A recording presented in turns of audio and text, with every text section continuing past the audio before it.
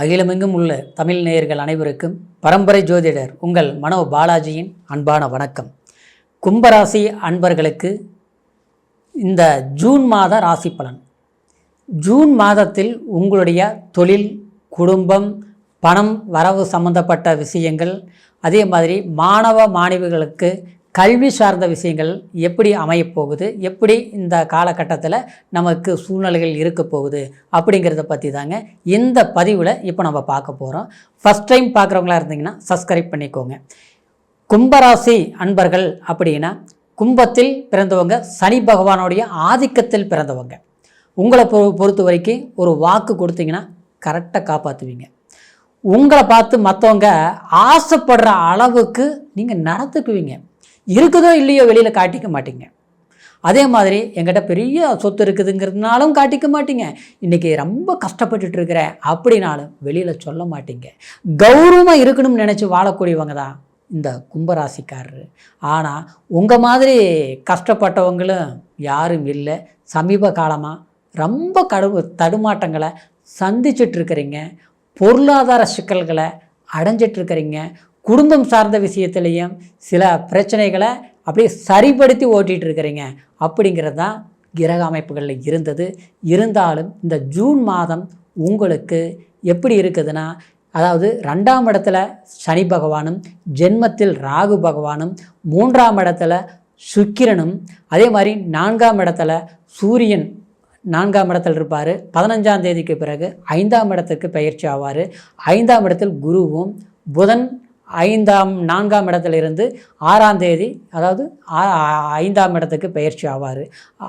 அதே மாதிரி உங்களுடைய ராசிக்கு 6ஆம் இடத்துல பார்த்தோம்னா செவ்வாய் 7ஆம் தேதிக்கு பிறகு 7ஆம் இடத்திற்கு பயிற்சி ஆவார்.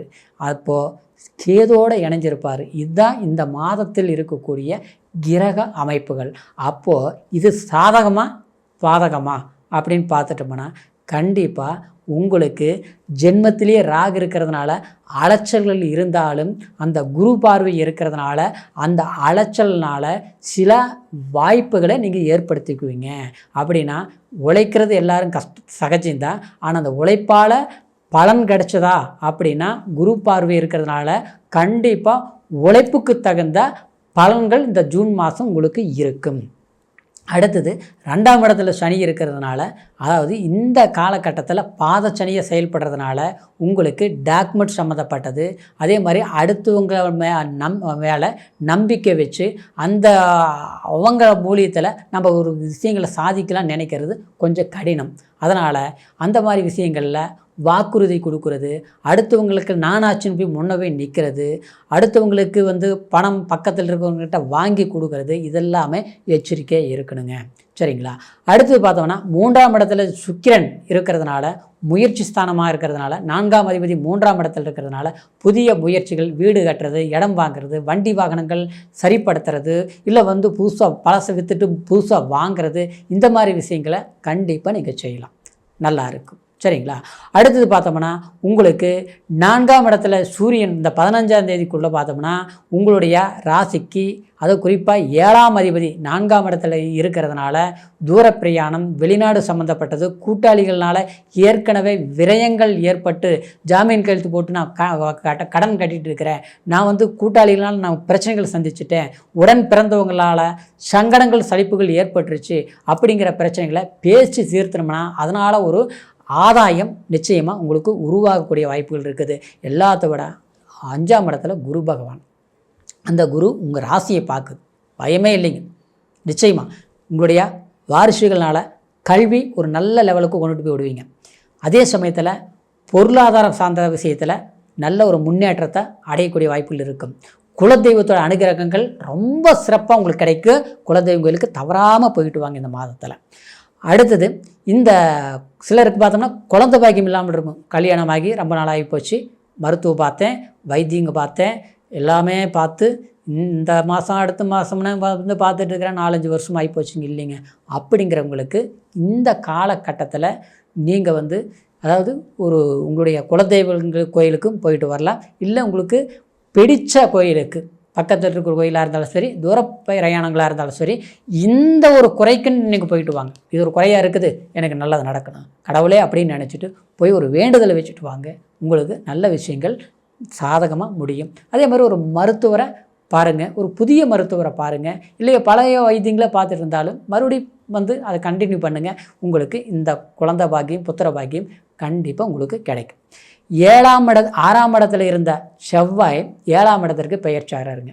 6ஆம் இடத்தில் கடன் தொல்லை, பணப்பிரச்சனை, நம்மளுடைய பணமே சிக்கிருச்சு, நாம் வாங்கின பக்கம் பதில் சொல்ல முடியல, ஆனால் கொடுத்த பணம் வரமாட்டேங்குது. இந்த சிக்கல்கள்லாம் தீர்வு ஏற்படும். சரிங்களா? ஏன்னா நீச்சம் அடைஞ்சது, கடனே வாங்க மாட்டோம், கடன்காரன் ஆகிட்டோம். இன்றைக்கி நம்மளோட கீழ் இருக்கிறவங்க நம்மளை ஒரு கேள்வி கேட்குற அளவுக்கு வந்துடுமாங்கிற ஒரு பயம் சால்வ் ஆகிடும். 7ஆம் தேதியிலிருந்து, ஜூன் மாதம் 7ஆம் தேதியிலிருந்து அந்த மாதிரி பிரச்சனைகள் சரியாக உங்களுக்கு அமையக்கூடிய வாய்ப்புகள் இருக்குது. கணவன் மனைவிக்குள்ளே மட்டும் கொஞ்சம் கவனமாக இருக்கணும்.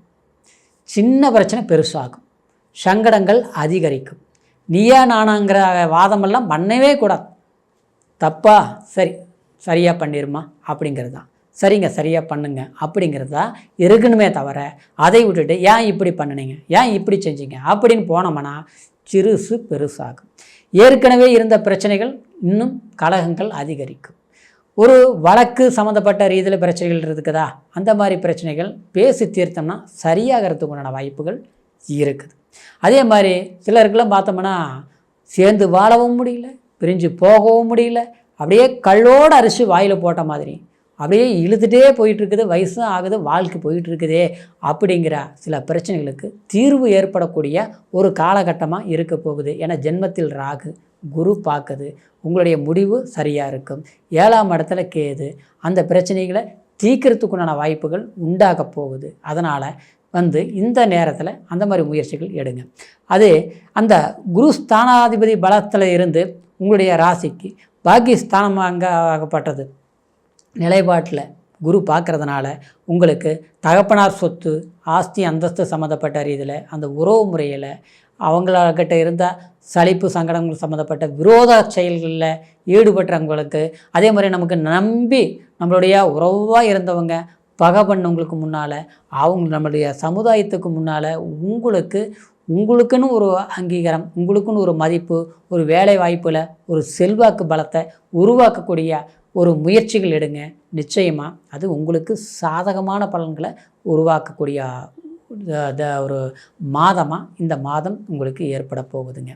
அதே சமயத்தில் இந்த குரு கரெக்டாக உங்களுடைய லாபஸ்தானத்தை பார்க்குதுங்க இந்த மாதம். அப்போது லாபஸ்தானங்கிறது ஒருத்தருக்கு எவ்வளோதான் நம்ம திறமசாலிகளாக இருந்தாலும் பணம்ங்கிறது செல்வாக்கு அது நமக்கு கைக்கு வந்தால் மட்டும்தான் சில பிரச்சனைகளை நம்ம தீர்க்க முடியும். ஆனால் கடந்த காலத்தில் பார்த்துட்டோம்னா சில பிரச்சனைகள் உங்களுக்கு தீர்வுக்கு கிடைக்கிற மாதிரியே இருக்கும். ஒரு வேலையே இல்லை, நான் வேலையே இல்லாமல் வீட்டில் உட்காந்துருக்கிறேன், இங்கே ஒரு அப்ளிகேஷன் போட்டேன், அந்த கம்பெனிக்கு இன்டர்வியூ பண்ணேன், ஒரு ரவுண்டு போச்சு, ஃபஸ்ட் ரவுண்டு ஓகே, 2வது ரவுண்டு ஓகே, ஈஸியாக வந்தது, 3வது ரவுண்டு ஓகே ஆயிரும்னு நினச்சிட்டு தான் பண்ணேன். ஆனால் ரிசல்ட்டு பார்த்தோம்னா இல்லைன்னு வந்துருச்சு. ஆனால் நம்பிக்கையோடு இருந்தேன். இது ஒரு முறை நடக்கலைங்க, 2-3 முறை இதே மாதிரி தான் நடந்துகிட்ருக்குது. என்னென்ன தெரிய மாட்டேங்குதுங்க. நம்மளோட மோசமாக இருக்கிறவங்களுக்கு வேலை வாய்ப்பு கிடைக்கிது, நல்ல பலன்கள் அவங்களுக்கு ஒரு பணங்காசுலேருந்து கேட்குற பக்கம் கொடுக்குற பக்கம் எல்லாம் சாதகமாக இருக்குது. ஆனால் எனக்கு அமையலைங்க அப்படிங்கிற வருத்தங்கள் எல்லாமே போகக்கூடிய ஒரு மாதமாக இருக்க போகுதுங்க. சில விஷயங்கள் உங்களுக்கு தடைகள் வந்தாலும் பல விஷயங்கள் ஜெயமாக செஞ்சு முடிப்பீங்க. சரிங்களா? இப்போ நான் சொன்னது கோச்சார பலன். கோச்சாரங்கிறது நம்ம ராசி, நம்ம ராசிங்கிறது மதி, நம்மளுடைய எண்ணம், நம்மளுடைய சிந்தனை. ஆனால் அதே மாதிரி லக்னம் தாங்க நம்ம ஜாதகத்தில் லக்னம் இருக்குது இல்லைங்களா, அதுதான் விதி. அதுதான் நம்மளுடைய ஒரு புள்ளியை வச்சு அப்படின்னா நம்ம இந்தந்த காலகட்டத்தில் எந்த தசா புத்தி நடக்குதுங்கிறது நம்ம நிர்ணயம் பண்ணுறது. இப்போ நமக்கு என்ன திசை நடக்குது அப்படிங்கிறது நம்ம முதல்ல தெரிஞ்சுக்கணும். ஏன்னா இந்த லக்னத்துக்கு இந்த திசை யோகாதிபதியா பாதகாதிபதியா அப்படிங்கிறது நம்ம நேரம் முழுமையாக நல்லா இருக்குதாங்கிறது நம்ம ஜாதகத்தை வச்சு தான் நிர்ணயம் பண்ணிக்கணும். அதனால் உங்களுடைய ஜாதகத்தை ஒரு முறை பார்த்துக்குங்க. சரிங்களா? பக்கமாக பார்க்கலன்னா பார்த்துக்குங்க, பார்த்துருந்தா தப்பு இல்லை.